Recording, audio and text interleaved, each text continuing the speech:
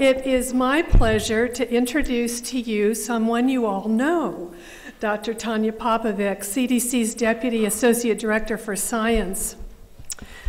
In terms of background, she of course completed a medical degree, a master's degree in clinical pharmacology, a doctorate in microbiology, and a residency in clinical microbiology, and then joined CDC as a Fulbright postdoctoral fellow. Since then, she's served CDC in a number of leadership positions as Associate Director for Science and Chief Science Officer of the agency, Chief of the Diphtheria Reference Unit, Chief of the Epidemiologic Investigations Anthrax Laboratory, Co-Director of the WHO Collaborating Center for the Prevention and Control of Bacterial Meningitis, and for 6 years she was a CDC lead subject matter expert on the laboratory aspects of anthrax and led CDC laboratory efforts during the 2001 anthrax investigation. Dr. Popovic, in addition to her impressive training, has authored over 150 scientific publications and book chapters, has been an invited lecturer throughout the world, and has received numerous awards for her contributions, among them including the Secretary's Health Award for Distinguished Service to the World Trade Center and for the Anthrax Investigations Emergency Response Team.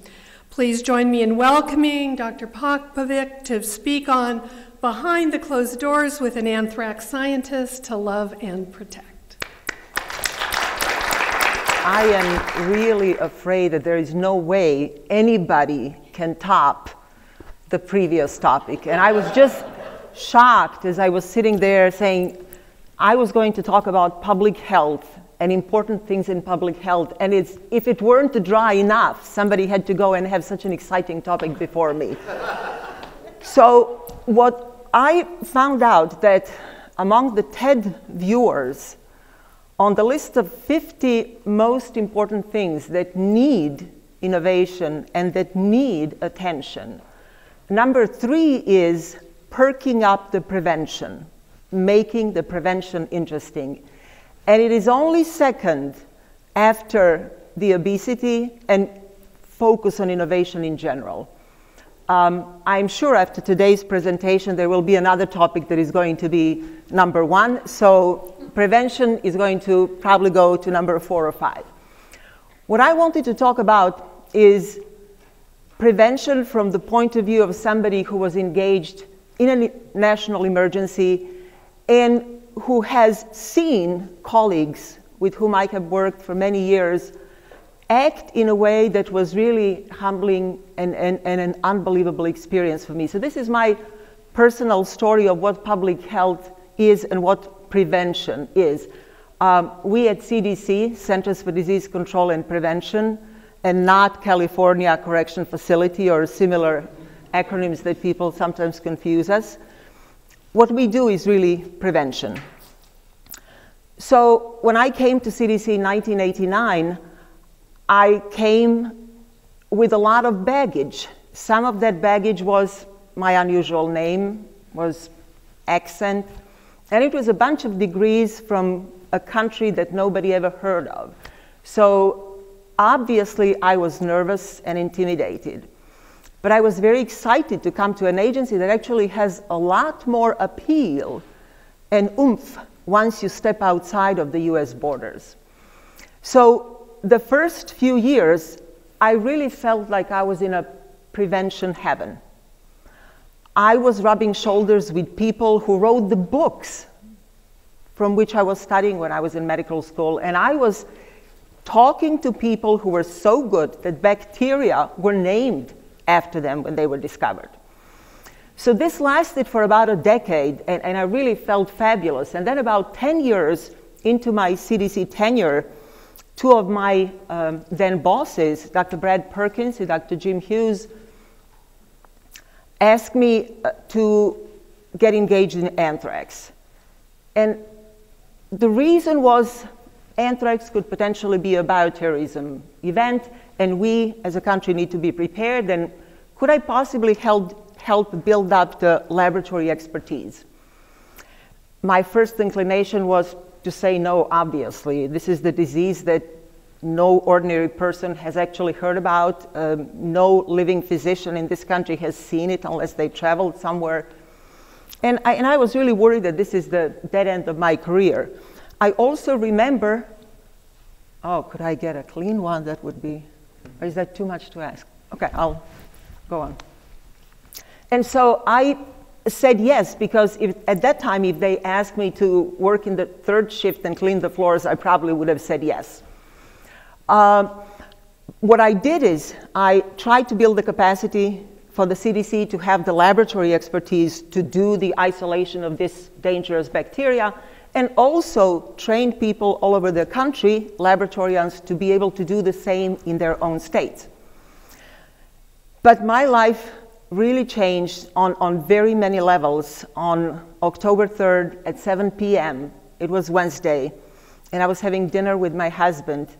And here go the same two individuals who have really affected my life so much. My boss then, Dr. Brad Perkins, and the person who I thought was the closest to God, Dr. Jim Hughes, because he was the director of then National Center for Infectious Diseases and the highest ranking person that I could ever imagine existed at CDC.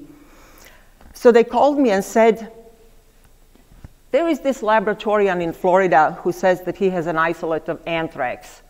Could you call him up and see what's going on? Of course. I called up the laboratorian, and it turns out that laboratorian was Dr. Philip Lee, a student of mine, only 6 months later, at the time when we were, thank you, when we were training people to do all these microbiological tests. And Philip Lee answered the phone and said, I just did what you taught me, and it's positive. So we made this long-distance diagnosis. I called back Dr. Hughes and Brad, and I said, I think this is it. They organized the transportation of this particular isolate from Florida to CDC, and it traveled all night because it had to be driven. There was no way somebody was going to put it on a plane. So the following morning, we meet, and I report to Dr. Hughes. I have never, after knowing him for all these years, called him Jim. He's always the only doctor at CDC for me, Dr. Hughes. So I said to Dr. Hughes that we have received the isolate and that we are doing testing, but that the results are not done yet. And I shut up. And he made a decision that a CDC team should still be sent to Florida. I have no idea, and I have never asked them, to what extent my long-distance diagnosis and my trust in Philip Lee and the methods that we used influenced his decision. Maybe it was a minuscule part. But to me, this was the first and most important public health lesson that I have ever learned. He never asked me, are you sure? When somebody asks you, are you sure, they're not quite sure they can trust you. And I was so fascinated by the fact that this unbelievable man took my word. What he did with it or not, I don't know. But I really, for the first time, felt that trust is the very key ingredient of what we do in public health. 2 days later, first specimens started arriving from the patient who died and from the environment in which he lived and worked. And the patients came back to CDC courtesy of our own Dr. House, Dr. Sharif Zaki, who brought them with a small team of his. And it was Saturday around 11 o'clock, and we realized that there is about 200 specimens from venting systems, keyboards, there was a fur coat, all kinds of things. We didn't quite know what to do with, and I called my husband and I said, I'm going to have my own Saturday Night Live tonight, because we used to watch Saturday night with our kids, but at this point I was sure it's not going to happen. We stayed until 9 o'clock next morning trying to see how to pull the anthrax bacteria from these specimens, all kinds of weird things. At 9 o'clock in the morning, I went home, took a shower, and came back. And then we started, in the meantime, the bacteria were growing on all these Petri dishes that we inoculated. And Dr. Rob Wyant and I were sitting in our laboratory suits and opening literally hundreds and hundreds of Petri dishes and looking at them and trying to see whether there is anthrax anywhere. And at one point, he almost screamed and said, "That's our boy." And I looked at him, and yes, it looked like this was anthrax. That was a very scary moment because that specimen did not come from the person's body. It actually came from his keyboard, from his workplace. Not a logical place to find anthrax. And as I was thinking about that, I was also looking at Dr. Wyant, and here is my second lesson and second word that I really learned is the essence of public health, and that is loyalty.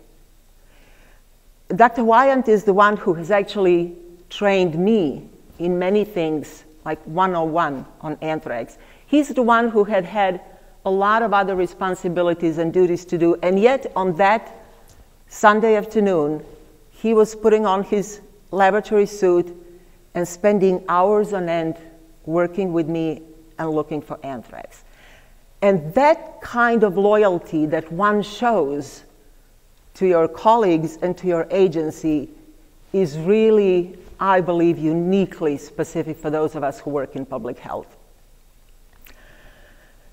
So over the past several weeks, we basically worked 24 hours a day. We lived at CDC. We had small army cots on which we would kind of take a nap.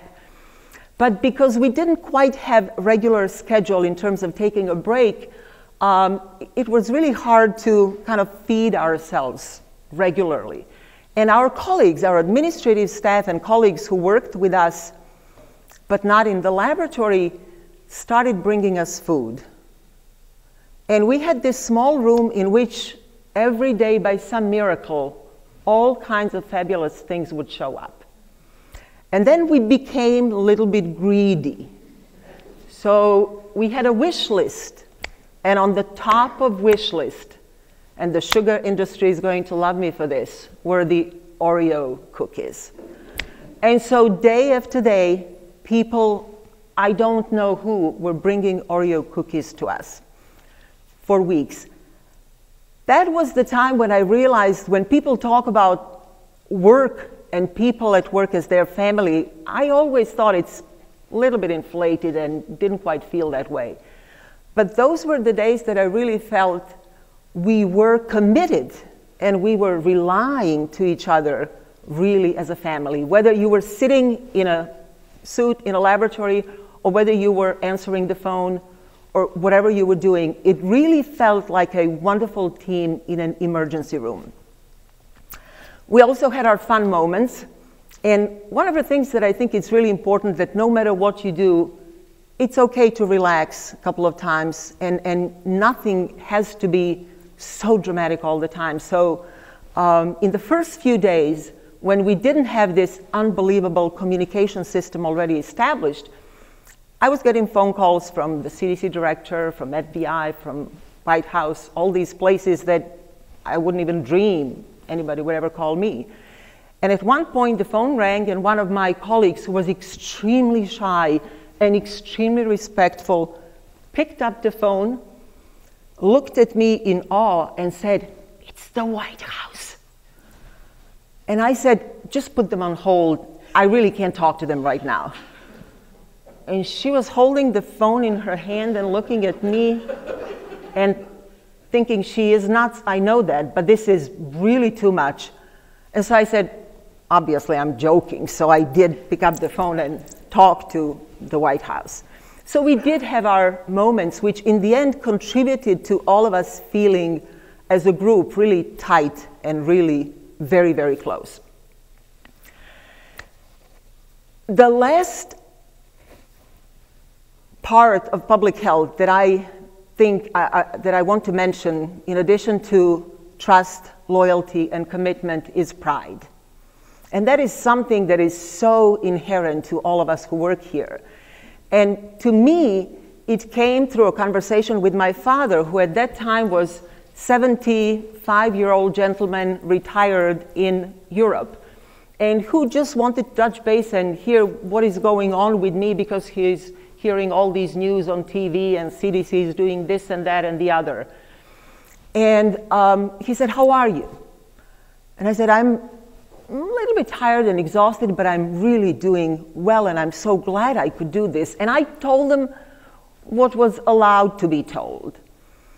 And he said, he being an educated person, a world traveler, a professor of public health of all things, "That must be an unbelievable agency when they let you," meaning the foreigner, "have that kind of responsibility and authority." And I was stunned, because never in my 10 years at that point at CDC have I felt as a foreigner. But I realized that it takes little by little for somebody to kind of adopt the new country, to adopt the new place, and somehow that happened to me seamlessly. But truly in 2001, that was the time when I really felt most proud that I can actually do something, no matter how small the contribution, to give back, because I was extremely fortunate to be given a lot by my colleagues, by my friends, and I was always really warmly embraced by so many. So it felt really good. It was exhausting, it was tiring, but I and many others would never want to be anywhere else but where we were at that time. So to sum up, prevention, to perk it up, I thought that speaking of prevention is really speaking of people who exhibit these unbelievable characteristics, and that the innovation we need is how to make sure that people know. Technological innovations are one thing, but I also strongly believe that we need innovations in way how we reach out, how we talk about our work, that we make ourselves normal people just like anybody else. And so for those people who are interested in doing something that matters, that saves lives and prevents so many bad things, CDC is a fantastic place to come. So if you can't work for us, work with us. And I can guarantee you, you will never look back. I never did. Thank you.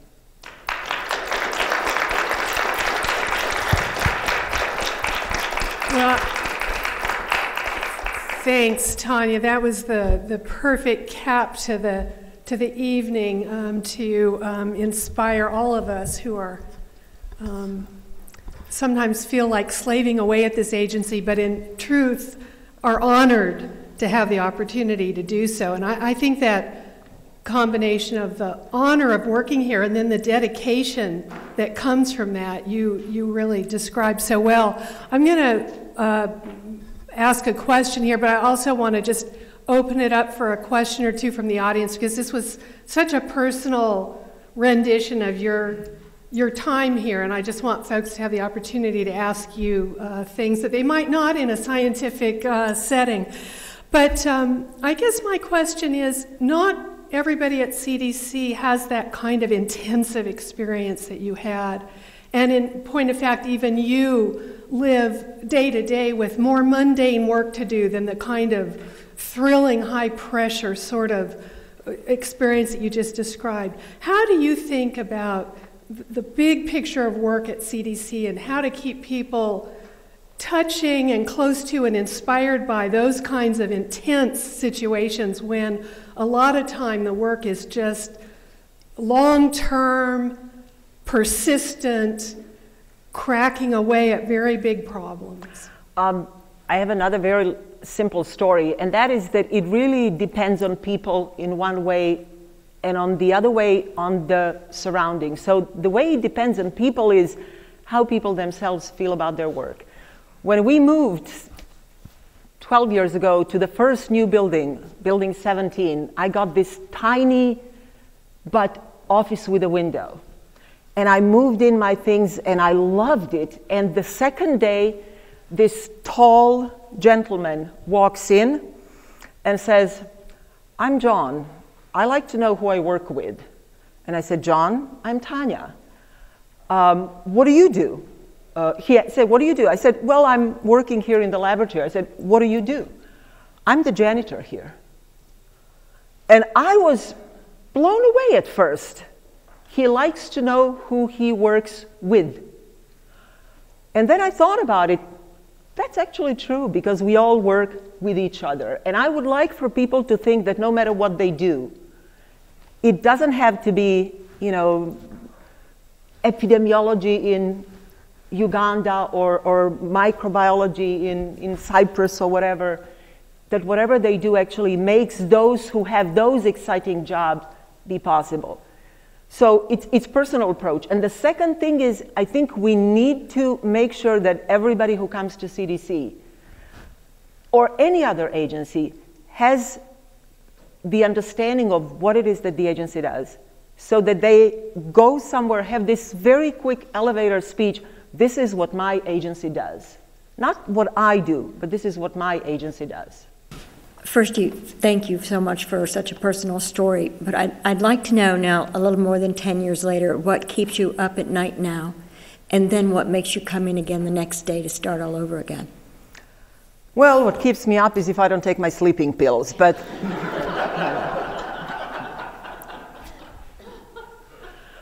I think that the thing that I not necessarily stay up for, but do worry about, is the fact that we can be an agency, it can be public health, or it can be the country, are not investing enough in the infrastructure. We're putting really nice pictures on the walls of public health with spectacular equipment, with wonderful things that we can do, but our pipes are old lead pipes. And our walls of our buildings could look good, but we need investments in so much more laboratory activities, so much more training, so much more education, a lot more outreach. And I think when we also need to have a lot more constituents, people who would be horrified if CDC were shut down. So to the NIH fields, if somebody were to shut NIH, I'm sure the 2,200 deans and presidents of 2,200 colleges and universities would immediately call their congressman and said, "What is going on?" We need to have the constituents, and those are basically the people.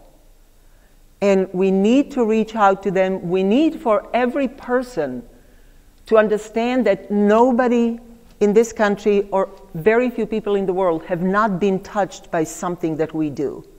And that they should be losing sleep just thinking that we may not be able to do our work.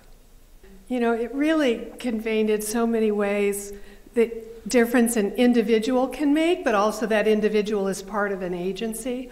But as you described, taking your word for what was happening on the ground, regardless of what level you were at, because you brought certain expertise to the situation. I just think, I think it's a unique agency where, as an individual, you can have enormous impact, and then really just compounded by the kind of reputation that CDC has around the world.